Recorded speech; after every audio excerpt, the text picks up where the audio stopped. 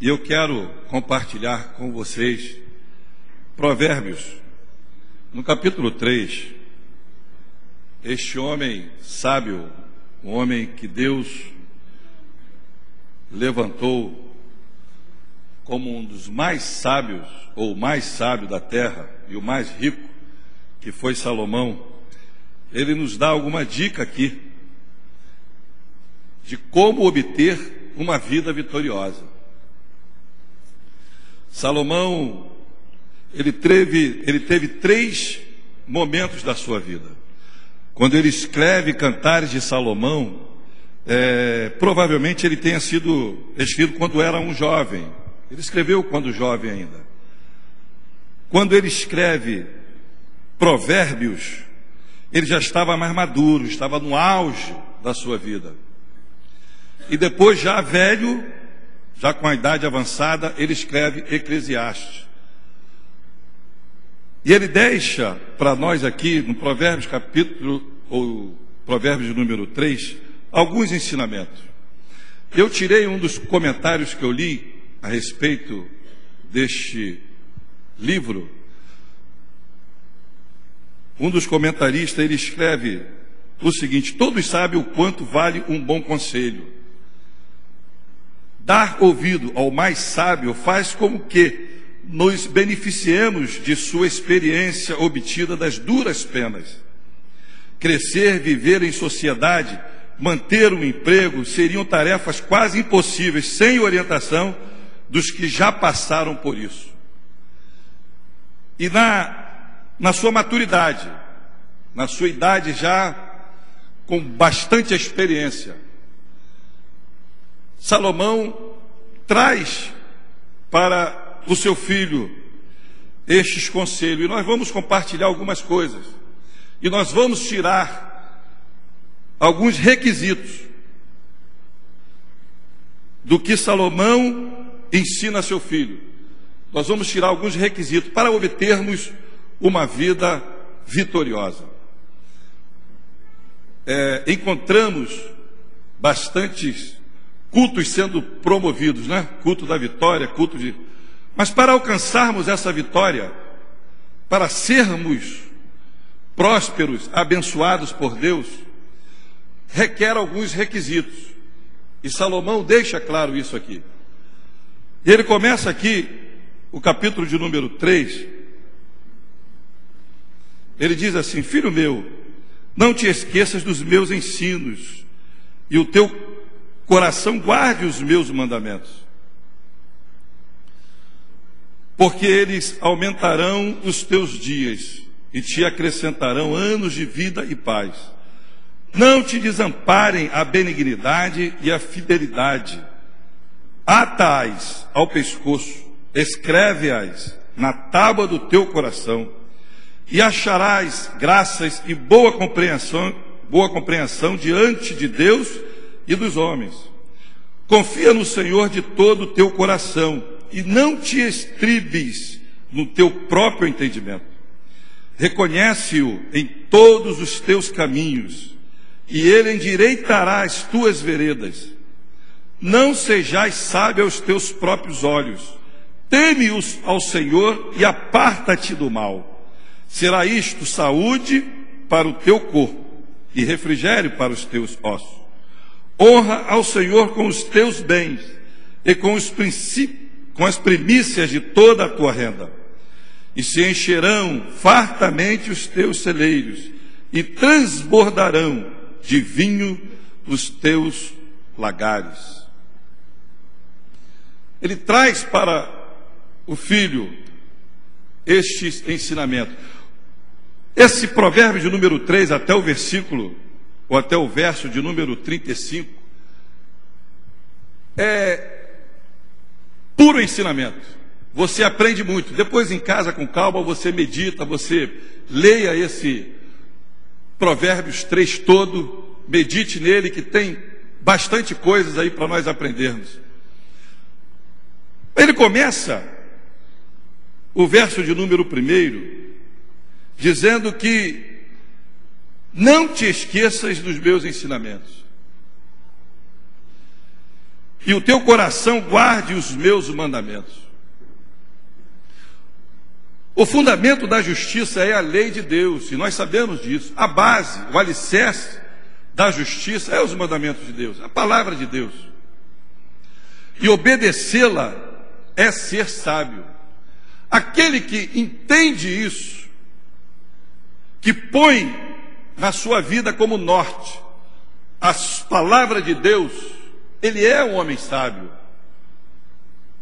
A Bíblia diz, você pega o livro de Êxodo, Levítico, Números, Deuteronômio, na época de o povo saindo ali do Egito, em todo o tempo nós vemos Deus falando para aquele povo, orientando aquele povo, sendo o pastor daquele povo, sendo o guia daquele povo.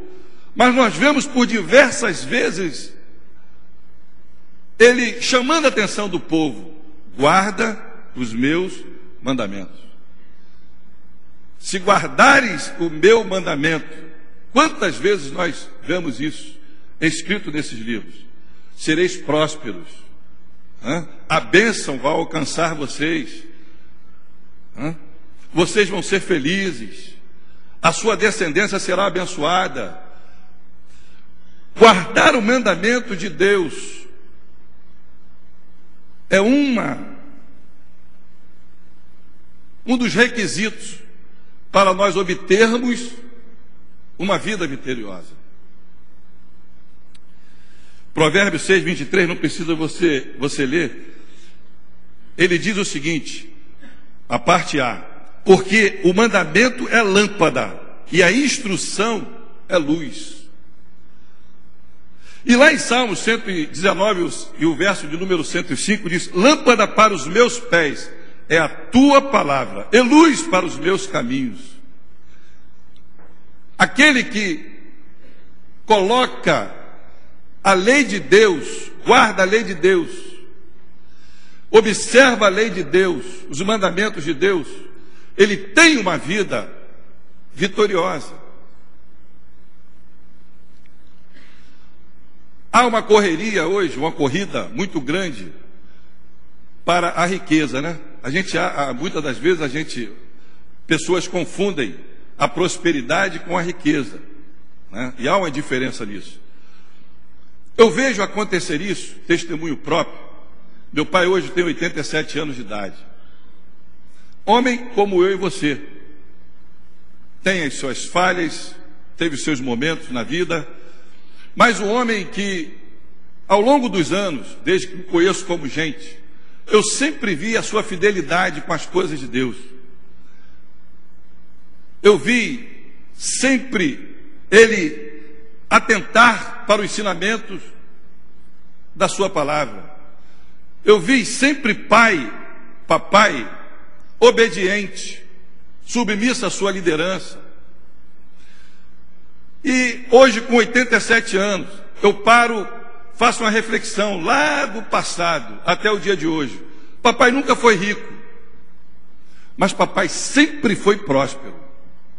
Saúde, paz, alegria na família, os filhos todos crescidos, todos com a sua vida própria, casados, pais de filhos. A descendência do meu pai, eu vejo que a boa mão de Deus o acompanhou. Vejo os meus irmãos, cada um com seu negócio, a família dos meus irmãos, porque lá atrás houve um que manteve uma integridade, um coração para as coisas de Deus, o temor ao Senhor. E o Provérbios fala que o temor do Senhor é o princípio da sabedoria. Deuteronômio 28, lá no capítulo de número 28, e tem pessoas que gostam muito de ler, né? Tem como como um texto áureo na sua vida, né? São tantas bênçãos aqui que Deus promete, do versículo número 4, 3 em diante. Mas antes dele falar das bênçãos que iam alcançar aqueles que estavam debaixo da promessa de Deus, ele abre um parênteses e dá uma recomendação. E lá no capítulo de número 28, diz assim, verso de número 1: se atentamente ouvirdes a voz do Senhor, teu Deus, tendo cuidado de guardar todos os seus mandamentos. Condicional. As bênçãos que estão do versículo 3 em diante, até o versículo de número 14, está condicionada. Ele diz aqui, os mandamentos que hoje te ordeno, o Senhor teu Deus te exaltará sobre todas as nações da terra. Se ouvires a voz do Senhor teu Deus, virão sobre ti. Aí tem as bênçãos. Mas o primeiro requisito para aquelas bênçãos alcançar aqueles que estão debaixo da graça de Deus é a obediência. Obedecer. Para uma vida vitoriosa, a obediência a Deus, ela é necessária. Precisamos disso. Obedecer é sujeitar-se à vontade de outrem. Obedecer é você estar fazendo a vontade de outra pessoa. Você está sobre a orientação, a ordem daquela outra pessoa. E Romanos, capítulo de número 2, o verso 2, a parte C, ele diz que a vontade de Deus, ela é boa, ela é perfeita e ela é agradável. Quando nós obedecemos a Deus, nós estamos debaixo ou fazendo a vontade de Deus. E quando nós estamos fazendo a vontade de Deus, nada nos é pesado. Porque a vontade de Deus para a nossa vida, ela é boa, agradável e perfeita. Então aquele que obedece a Deus, ele não traz sobre si um fardo pesado. Os mandamentos do Senhor, a Bíblia diz que não são penosos. Não traz um fardo pesado. Obedecer a Deus é um dos requisitos. Obedecer a Deus prolonga a vida. O próprio salmista, ele assim escreve. E ele diz, no seu verso de número 2, olha o que é que ele fala aqui. A obediência a Deus, a obediência aos mandamentos de Deus, o verso 2 ele diz o seguinte: porque eles aumentarão os teus dias e te acrescentarão anos de vida e paz. É como eu falei aqui, meu pai hoje tem 87 anos de idade. E quem o conhece aqui sabe, já viajou algumas vezes conosco lá para Minas, os diáconos aqui já conviveram, já conheceram, estivemos juntos por algumas vezes. 87 anos de idade, não está nenhum garotão, mas com certeza aí tem bastante saúde aí para... Não é, Alexandre? A gente vê isso acontecer. Deus prolongando os seus dias. E esses dias são cercados de bênçãos. Obedecer a Deus prolonga a vida e dá saúde ao corpo. Olha o que está lá no verso de número 8. Ele diz o seguinte, no verso número 8, ele diz o seguinte: serás isto, saúde para o teu corpo e refrigério para os teus ossos. A obediência a Deus, ela nos dá saúde. Sabe? Uma vida vitoriosa requer obediência a Deus, aos pais. Outra coisa importantíssima. Não adianta você querer agradar a Deus e você não ser obediente ao seu líder, a seus pais, ao seu patrão. Tudo está numa só. Você agradar a Deus, você o agrada quando você está debaixo da sua obediência. Pais, para aqueles que são filhos ainda e dependem, né, do seu pai. Hoje nós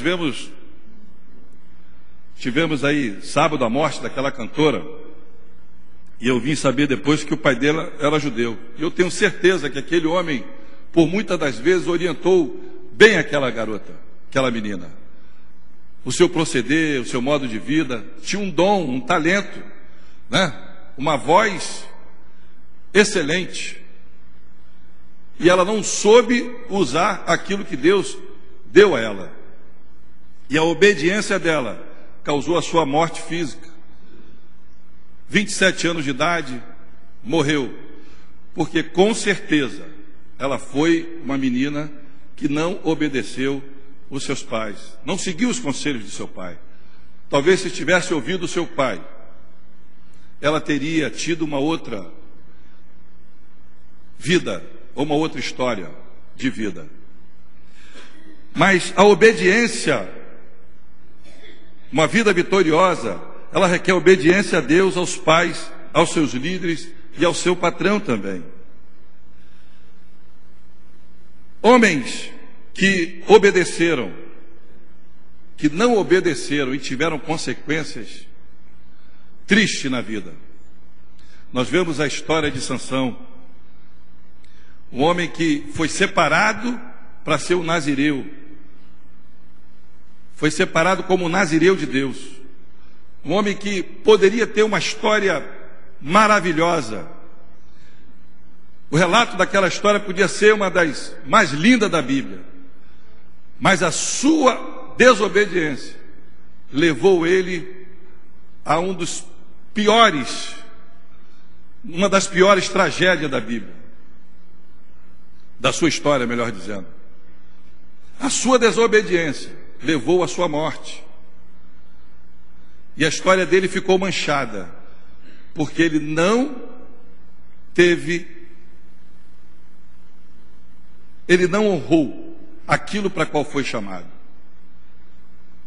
Nós vemos outros homens, Saul, primeiro rei, homem que foi levantado para Deus para ser o líder de uma nação. Privilégio deste homem, o primeiro rei de uma nação. Até então, Deus era aquele que ditava as ordens, é aquele que orientava, que dirigia, que guiava. Saul foi o primeiro para estar à frente de uma nação com tantas promessas. Mas a Bíblia diz que Saul desobedeceu. Uma hora que o profeta manda ele subir e esperar 7 dias para que fosse oferecido o sacrifício. Ele toma o lugar do sacerdote, que não era para ele ter feito aquilo. Aquilo era incumbência do sacerdote. E ele oferece o sacrifício. E Deus o rejeita. Um homem, quando ele não trilha uma vida de obediência, consequências ruins o alcançam. E marcam a sua vida. E eu tenho certeza que vocês conhecem pessoas, ou alguém que teve uma vida, ou está tendo uma vida desregrada, uma vida totalmente à margem de uma sociedade, porque lá atrás desobedeceram o seu pai ou ao próprio Deus. A obediência é um dos requisitos para uma vida vitoriosa. A segunda coisa está aqui no verso de número 3. Ele diz o seguinte: não te desamparem a benignidade e a fidelidade. Na tradução da Bíblia NVI, diz o seguinte: o amor. Não te desampare o amor. Amar é um outro requisito para uma vida vitoriosa. E o maior mandamento que Jesus nos deixou foi, em primeiro lugar, amar a Deus sobre todas as coisas, de todo o seu coração, de toda a sua alma, de todo o seu pensamento. Amar a Deus é um dos requisitos para que nós tenhamos uma vida vitoriosa. E lá nos 10 mandamentos, quando Moisés escreve, o primeiro mandamento ali está no Êxodo capítulo 20, e o verso de número 3, ele diz o seguinte: não terás outros deuses diante de mim. Outros deuses aqui não é só deuses de barro, não é só a idolatria a uma entidade, mas outros deuses aqui nós podemos abrir também para pessoas, para coisas, quando nós priorizamos alguma coisa mais do que Deus.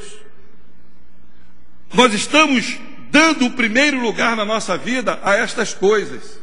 a estas pessoas. E isso toma lugar de Deus na nossa vida. E isso desagrada ao Senhor. Quando nós colocamos o nosso filho ou a nossa filha em primeiro lugar. Quando nós colocamos os nossos bens em primeiro lugar na nossa vida. Nós estamos ocupando o lugar de Deus. E aquele que provê tudo para nós fica de fora.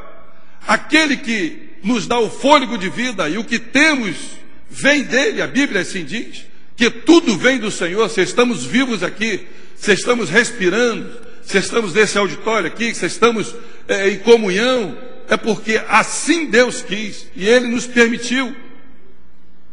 E quando nós colocamos outros deuses, coisas ou pessoas em primeiro lugar na nossa vida, nós estamos desagradando ao Senhor. E o outro requisito para termos uma vida vitoriosa é o nosso amor. Mas este amor não só para Deus, mas o amor também, que é o segundo maior mandamento, para as pessoas que estão ao nosso lado, que estão à nossa volta. Sejam elas, aí é difícil, né? Mas é assim que a Bíblia diz. Sejam elas conhecidas, próximas ou não. Complica um pouco como a gente coloca aqui o ou não, né? Você amar aquela pessoa que você está todo dia, liga, conversa, come a sua pizza, né? Sai, visita uma casa um do outro, você tem intimidade, comunhão, é fácil. Mas você amar uma pessoa que está distante, que você não tem essa intimidade, é difícil. Mas a Bíblia não faz essa distinção. A Bíblia diz o seguinte, o mandamento de Deus é o seguinte: amar o teu próximo, seja ele próximo o suficiente, o bastante, mas é o teu próximo, como a si mesmo. O requisito para termos uma vida vitoriosa, outro requisito, é este amor. Nós estamos buscando a cada dia ter o caráter de Deus. A nossa vida aqui na terra, eu costumo muito frisar isso. Eu olho para a saída de Israel do Egito, eu vejo ali aqueles 40 anos, uma preparação para uma terra, né? Uma promessa de Deus para a vida daquele povo. E eu vejo que a nossa vida é assim, é uma preparação. Nós estamos aqui o quê? Buscando o caráter de Cristo. Sermos iguais ao nosso Senhor. Este tempo que Deus está nos dando aqui da terra é esta comunhão. Alguns homens chegaram a essa intimidade tão grande que foram recolhidos. Enoque foi um, né? Que teve tamanha intimidade com Deus que ele falou: não tem mais como você ficar aí, venha para cá. E Deus espera isso de nós, esta intimidade, essa comunhão. E esse tempo que nós estamos passando aqui na terra é um tempo preparatório. Para quê? Para esta nova Canaã. Quantos estão esperando a vinda de Cristo aqui? Quantos creem que um dia nós estaremos com o Senhor nos céus? Enquanto esse dia não chegar, você está sendo preparado. Deus está moldando no teu ser o caráter de Cristo na sua vida. E esse caráter de Cristo, ele nos exige este amor a Deus e ao nosso próximo. Eu não posso ter o caráter de Cristo, ser a semelhança de Cristo, se eu não tenho este amor. Se eu não tenho este amor, eu não tenho o caráter de Cristo. E esse requisito aqui é importantíssimo. O amor, ele era uma ordenança de Deus. E nós temos que destacar bem isto. Eu não posso falar para você que eu te amo de boca para fora. Quando eu falo para você eu te amo em Cristo Jesus, esse amor está gerado no meu coração. E quando essas palavras saem, ela abala o alicerce daquela pessoa que está ouvindo, porque é verdade. Tem que ter essa verdade. A minha preocupação por você tem que ser verdade. Eu me preocupei com você esses dias. Não é de boca para fora. Eu tenho que ter me preocupado mesmo com você. Esta é a vida que Deus quer para nós.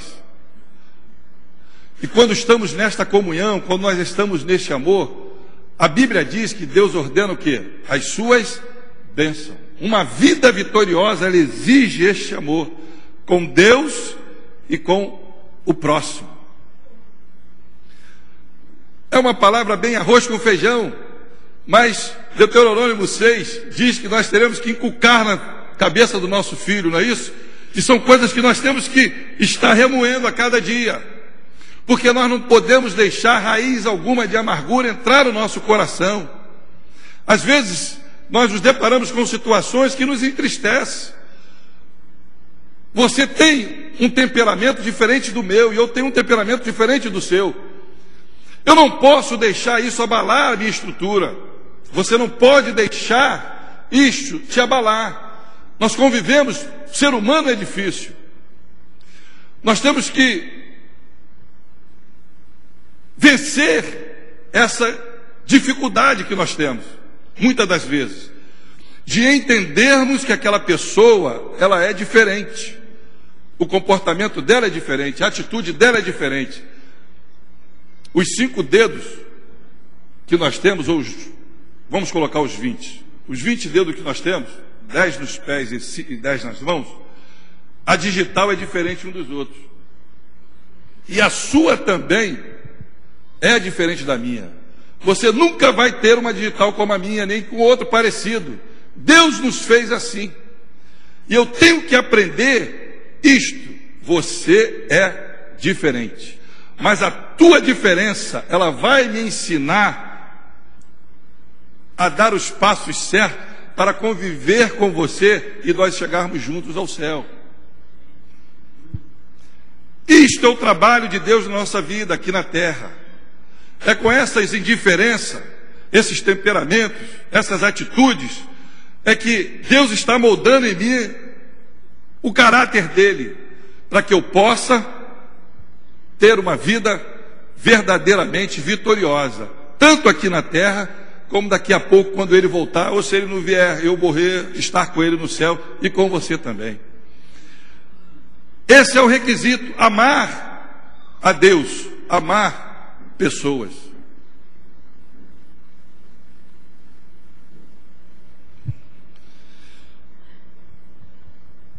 Aquele que tem amor não é egoísta. É forte, mas é verdade. Aquele que tem amor não é egoísta, não faz acepção de pessoas. Se eu amo o meu próximo, eu não sou egoísta, eu não quero só o meu bem. Amar é querer o bem-estar da outra pessoa, é querer o sucesso da outra pessoa. Às vezes isso é muito difícil. É muito difícil. Você olhar para o Toninho e falar: não, quero que ele vá em frente, que ele se dê bem, que ele consiga os seus objetivos. De boca para fora, muitas das vezes, se fala. Mas você desejar isso dentro do seu coração, muitas das vezes, há barreiras, há dificuldade. Mas esse amor, ele não pode ser egoísta. Eu não posso ter o interesse só para o meu bem-estar. Eu tenho que ver o sucesso daquela outra pessoa, aplaudir, me alegrar com ele ou com ela.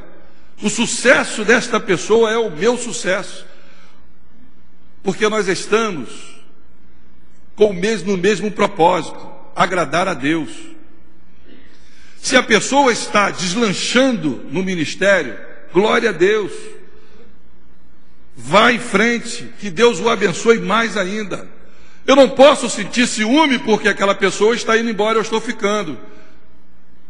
Talvez o teu tempo é para mais daqui um pouco. O tempo daquela pessoa já é para hoje, é para agora. O meu tempo pode ser daqui a pouco. Mas a Bíblia diz que Deus tem um propósito para cada um de nós. É aguardar, é esperar. Se o outro está indo, amém. Vá em paz, seja abençoado. Eu não posso ser egoísta. Quantas pessoas, infelizmente, que não sabem lidar com isso, sabe? Quer tudo. É como no restaurante, você coloca lá tem 4 pessoas para comer, chega a comida, você é o primeiro a pegar a quantidade que você acha que vai comer. Você não quer saber se os outros 3 vão comer pouco, muito, não quer saber de você. Não é, Nelson? É o meu lado primeiro. Os outros é o que sobrar. Isso não é amor. Isso não é o caráter de Deus na nossa vida. O caráter de Deus, ele requer este amor.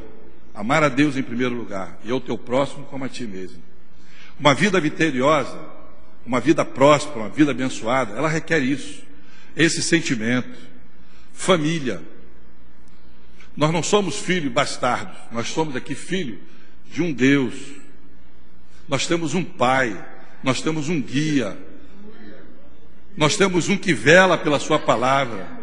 Nós temos um que está 24 horas, que a Bíblia diz que os olhos estão fixos em nós e os seus ouvidos estão atentos aos nossos pedidos.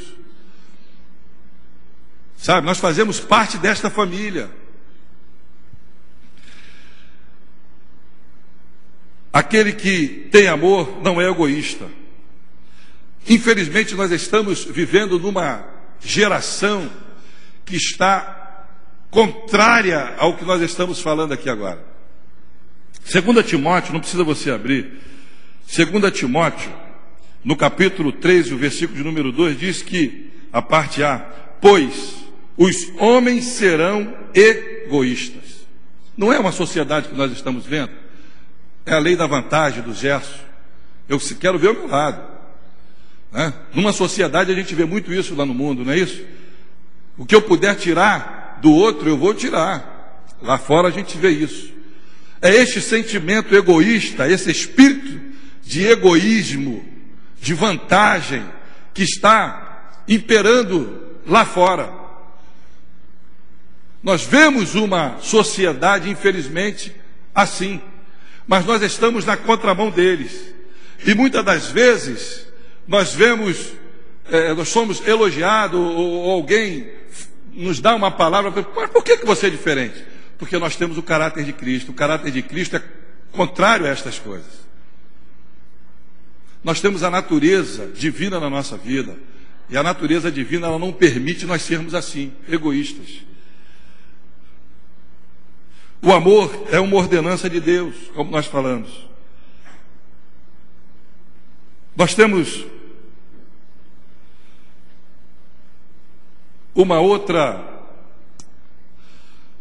Provérbios, capítulo de número 3, e o versículo de número 27, mais à frente um pouco, olha o que ele traz aqui para o... Olha o conselho que ele nos traz aqui. Não te furtes de fazer o bem a quem de direito, estando na tua mão o poder de fazê-lo. Não digas ao teu próximo, vai e volta amanhã. Então te o darei, se o tens agora contigo. Olha que coisa profunda. Não te furte de fazer o bem a quem de direito. E Tiago, no capítulo de número 4 e o versículo de número 17, ele diz o seguinte: aquele que sabe que deve fazer o bem e não faz, nisto está pecando. Se eu posso fazer o bem à pessoa, se eu amo a pessoa, eu quero o bem dela. Se eu posso fazer e não estou fazendo, isso eu estou pecando. Em 1 de Pedro, no capítulo de número 1, e o versículo de número 8, aliás, capítulo 1, versículo de número 22, olha o que Pedro deixa aqui para nós.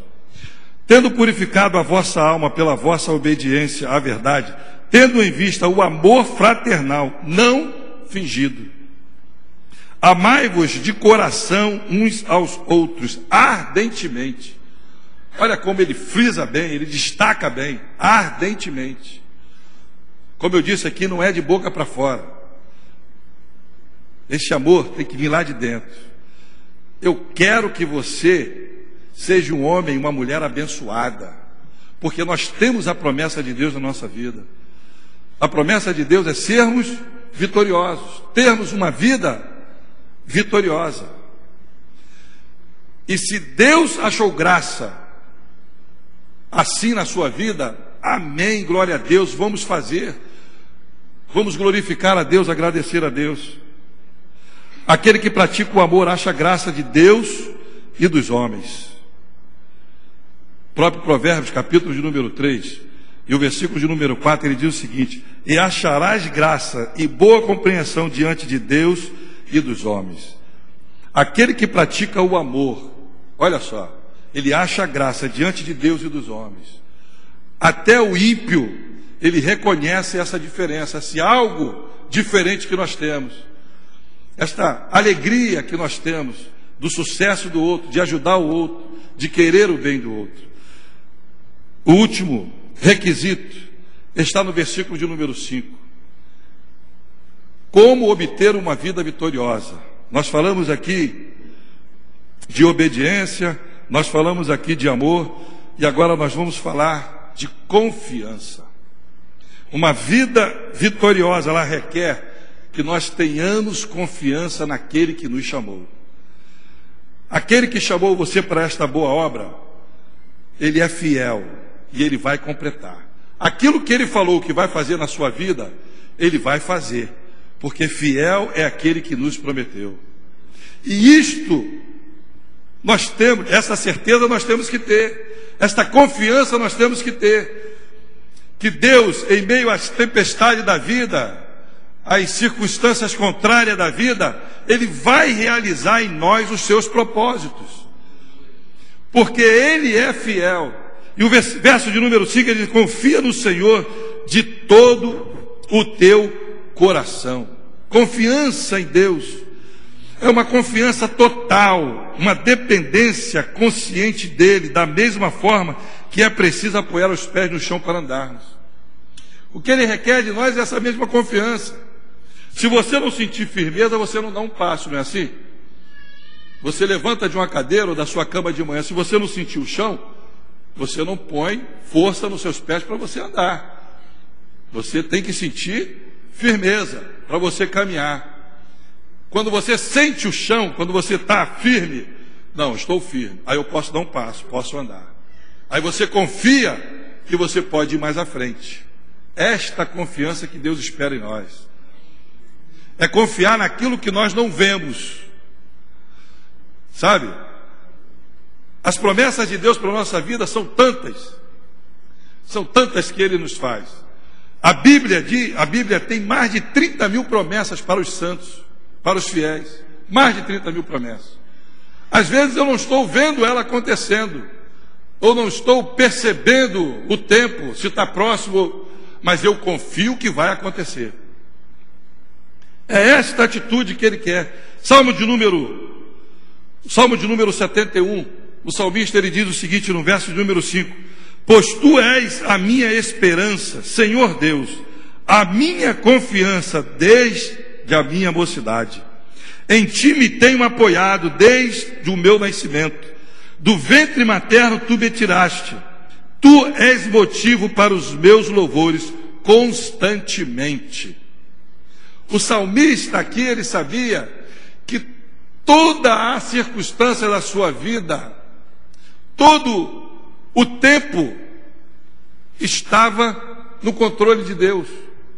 Ele sabia que Deus confirmaria nele, através do tempo, as promessas que havia feito na sua vida. Quantas promessas Deus já lhe fez? Quantas coisas você tem esperado? Mas você tem colocado a confiança naquele que te prometeu? Você tem descansado no Senhor? Salmo 37:7, descansa no Senhor e espera nele. Você tem feito isso? Ou você está como um micro-ondas, que é para amanhã, para o já, para o agora? Você não está sabendo o tempo. Ou você já até perdeu a esperança daquilo que Ele fez. Uma restauração na sua família, a salvação de um filho, de um esposo, de uma esposa, de um ente querido que você tem buscado, a casa que Ele já lhe prometeu, tantas coisas que Ele tem te prometido. Você já deixou de acreditar que Deus é fiel e poderoso para fazer aquilo que nós, muito mais daquilo que nós pedimos ou pensamos? Você já perdeu a sua esperança ou você tem confiado na cura para a sua enfermidade? Ele diz aqui: meu filho, você quer ter uma vida vitoriosa, confie no Senhor.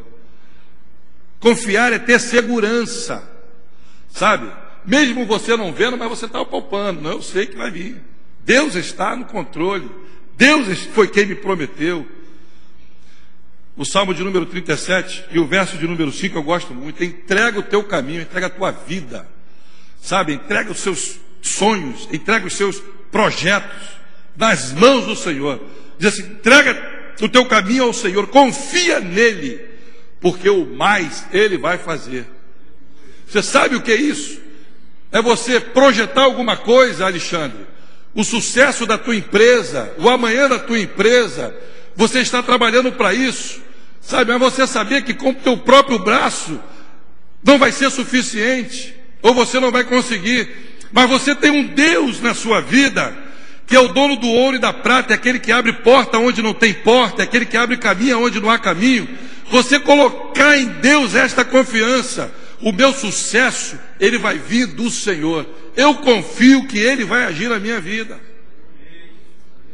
Eu espero no Senhor, porque eu sei que ele vai prover. Eu estou vivendo dentro, nós viemos agora de Minas, com a Kombi, entramos numa neblina. Eu nunca vi os irmãos cantarem com tanto fervor como cantaram naquele dia. Eu estava no volante, descendo a serra ali, entrei numa nuvem baixa, mas um palmo, né, Alexandre? Farol botava alto, baixo, você não via. Fui para o meio da pista, fiquei me guiando pela faixa, sabe? E ali vinha, ali você não vendo nada. Talvez a tua vida esteja assim. Você está dentro de uma nuvem que você não vê nada à sua frente, não vê um palmo para esta coisa mudar, para essa situação mudar. Mas aquela confiança, aquele instinto que eu estava ali de motorista, sabe, de ver ali e falar assim, não, aqui eu conheço, a serra aqui eu sei mais ou menos as curvas, eu sei o túnel, eu vou por aqui devagarzinho porque eu vou conseguir chegar lá embaixo. E assim aconteceu. A mesma coisa é nesses momentos. A nuvem está densa, está embaixo. Você está vivendo um momento difícil na sua vida, mas você tem a confiança que aquele que está abrindo o caminho, ele vai te levar no lugar seguro, a porto seguro. Isto que o salmista diz, entrega a tua vida, entrega os sonhos, os projetos, entrega nas mãos do Senhor, confia nele, porque ele vai fazer. Gilson, o emprego ele dá, a porta é dele. Ele diz que a porta que ele fecha, ninguém abre. E a porta que ele abre, ninguém pode fechar. Aleluia! Esta confiança que eu tenho que ter. As coisas, elas podem ser mudadas, elas vão mudar, porque temos uma promessa de Deus. Mas para isto acontecer, para uma vida, para obtermos uma vida vitoriosa, nós temos que ter essa confiança. Mesmo não vendo nada, não enxergando nada. Aquela fé que está lá em Hebreus capítulo 11, verso 1. Sabe? É esperar, é confiar, é enxergar debaixo daquela nuvem. É enxergar, é saber que quem está no barco conosco é aquele comandante que sabe tudo de navegação. Que não precisa nem da nuvem, ele olha para a estrela assim ali, vamos embora, pode ir para lá que aqui é o lugar certo. É saber que esse comandante, ele não erra o caminho, ele vai te levar em porto seguro, ele vai mudar a história da sua vida. Para obtermos essa vida vitoriosa, nós temos que ter a confiança em Deus. Provérbios capítulo 16, 20, parte B, não precisa você abrir, diz o seguinte, e o que confia no Senhor, este é feliz. Sabe por quê? Porque eu descanso. Eu sou feliz, a minha confiança está no Senhor, eu sou feliz porque eu descanso. Hoje eu não tenho dinheiro para o pão, né? E nós ouvimos um testemunho há poucos dias aqui, né? Do irmão falando que não tinha dinheiro para o pão, foi lá, sacudiu lá o terno lá, apresentou ao Senhor, de repente as moedinhas chegaram, ele ouviu o barulho, pegou e comprou. Eu creio neste Deus. Eu creio. Eu sempre digo isso e não vou cessar de dizer. Eu não vivo daquilo que eu ouvi falar. Eu vivo porque eu já vi Deus fazer coisas extraordinárias. Paralíticos, sabe? Aqueles bem complicado, sabe? Paralítico desde a infância. O homem de Deus chegar em nome de Jesus, levante, ande, ele pegar e andar. Um pouco ainda capenga, lógico, evidente, né? Que ainda não tinha firmeza, mas andar acompanhado primeiro, depois sozinho. Cegos de nascença, enxergar. Eu já vi Deus fazer coisas tremendas. Eu creio que Ele pode pegar a sua situação e revertê-la. Eu creio que Ele pode pegar essa tua causa na justiça, sabe, que está lá embaixo, no último lado dos processos. Amanhã uma pessoa chegar lá, puxar ela, botar lá em cima e falar, vamos aqui, vamos resolver esse problema aqui. Vamos julgar essa causa aqui. Porque o Deus que nós servimos, Ele faz isso. Provérbios 28 e 25 diz, mas o que confia no Senhor prosperará. Provérbios 35, verso 5 diz assim, Ele é escudo para os que nele confiam. Olha que coisa tremenda isto. Escudo, proteção. Sabe, o inimigo lança o dardo, fica na espreita esperando você passar para lançar uma seta, mas a tua confiança está no Senhor, o escudo está à frente. Quando a seta vem de lá, ele faz assim, tuf, aqui não. Aqui vai um que confia em mim. Aqui tem um que é separado. Este aqui é meu, ninguém toca. E se tocar nele é como se estivesse tocando a menina dos meus olhos. Se vocês tocarem nele, é como se estivesse tocando a menina dos meus olhos. Olha como você é importante para Deus.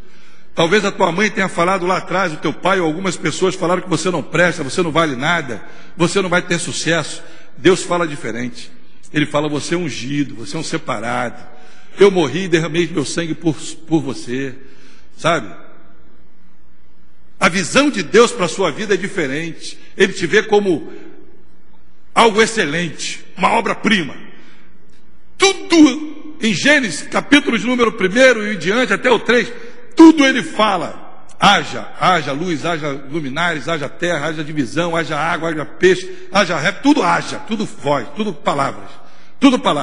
Mas na hora de fazer o ser humano, eles, junto com o Senhor, o Espírito Santo, eles juntos vão lá e começa do barro fazer a obra-prima da sua criação, que sou eu e é você. Olha como você é importante, amado. Parece que tem gente que não percebe isso, não se apercebeu disso. Como nós somos importantes para Deus. Ele podia muito bem falar, haja o homem. Tem poder? Ele podia. Mas não, conosco foi diferente. Ele foi lá com a sua própria mão e fez. De acordo com a sua semelhança. Você é importante para Deus.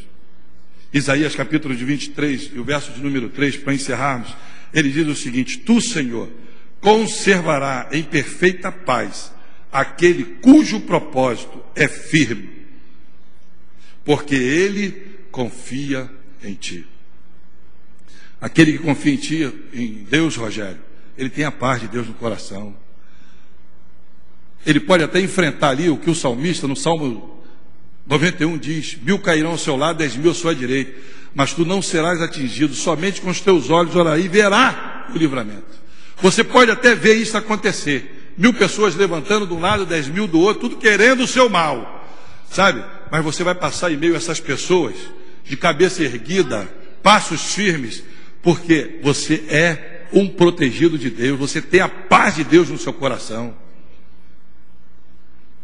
Para termos uma vida vitoriosa, precisamos, em primeiro lugar, obedecer a Deus. Em segundo lugar, amar a Deus e ao nosso próximo como a nós mesmos. E em terceiro lugar, de tantos conselhos que está aqui no Provérbios capítulo 3, que depois em casa você vai ver, tem tantas coisas boas ali. Em terceiro lugar, confiança em Deus. Nós nunca podemos perder esta confiança. É saber que maior é aquele que está em nós do que aquele que está lá no mundo. É saber que mesmo passando pelas circunstâncias da vida, nós vamos alcançar a nossa vitória. Uma vida vitoriosa, ela depende da obediência, do amor e da confiança.